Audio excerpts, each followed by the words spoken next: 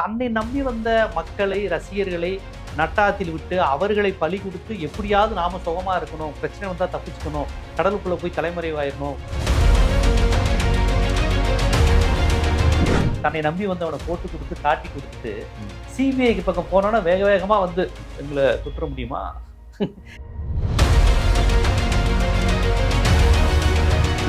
செத்து போனவெல்லாம் ஏன் இனத்தை சேர்ந்த அப்பாவியா இந்த 2025 ஒரு சினிமாக்காரர் வராரு, அவர் மூஞ்சியை பார்க்குறோம், அவர்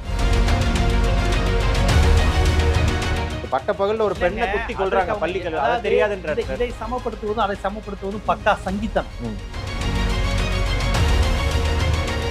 அப்பேற்பட்ட எம்ஜிஆரையே பார்த்த ஒரு மிகப்பெரிய தலைவர் செங்கோட்டையன் கடைசியில் புசியானது கீழே.